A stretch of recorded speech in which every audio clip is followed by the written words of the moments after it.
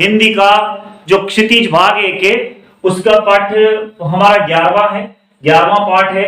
सुमेधा नंदन पंत इसके लेखक है, कवि हैं और उनकी कविता है ग्रामश्री। हम सभी को ये पता है कि पंत जो है वो छायावाद के कवि हैं और प्रकृति प्रेमी हैं। तो ये पूरी कविता प्रकृति को चित्रित करती है, गांव के मनमोहक दृश्य को चित्रित करती है।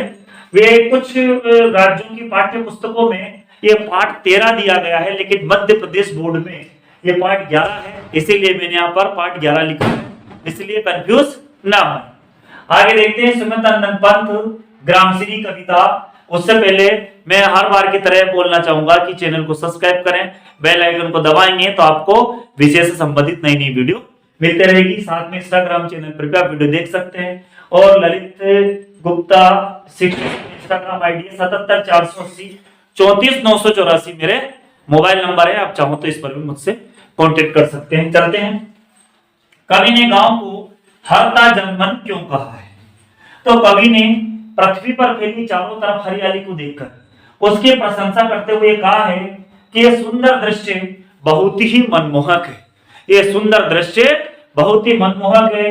धरती पर फैली हरियाली को देखकर उनका हृदय अत्यधिक प्रसन्न है। गांव का यह प्राकृतिक सौंदर्य सबके मन को छूता सा नजर आ रहा है, इसीलिए गांव को हरता जनमन कहा गया है। अगला है प्रश्न, कविता में किस मौसम के सौंदर्य का वर्णन है? कविता में किस मौसम के सौंदर्य का वर्णन है? तो ये उत्तर छोटा था तो मैंने यहां लिखा, इसमें बसंत ऋतु के सौंदर्य का वर्णन है। अगला प्रश्न है प्रश्न नंबर 3, गांव को मरकत डिब्बे सा खुला क्यों कहा गया है?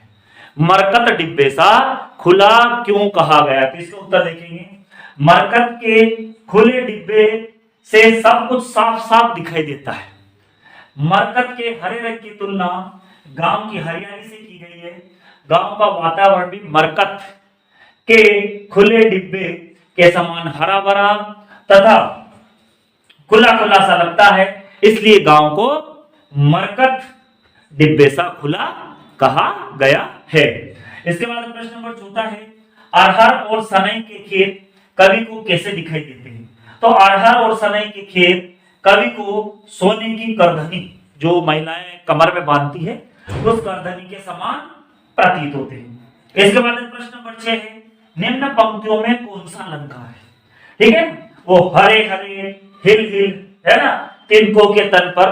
तो इन पंक्तियों में देखेंगे, हरे हरे में पुनरुक्ति प्रकाश अलंकार है और हिल हरित में अनुप्रास अलंकार है और तिनकों के तन पर मानवीकरण अलंकार है। अब हम चलेंगे हमारे प्रश्न नंबर अगले इसी के प्रश्न नंबर पर 7 पर। अब हम लोग पहुंचे हैं प्रश्न नंबर 7 पे। इस कविता में जिस गांव का वर्णन हुआ है, इस कविता में जिस गांव का वर्णन हुआ है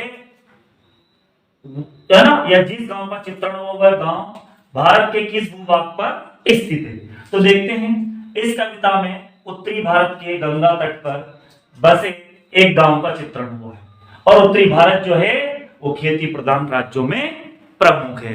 इस तरह से हमारा पाठ पूरा हुआ और आगे की तरह तरह की वीडियो आपको मिलती रहे, इसलिए चैनल पर बने रहें, इसको सब्सक्राइब करें। सभी बच्चों को बहुत बहुत धन्यवाद। नमस्ते।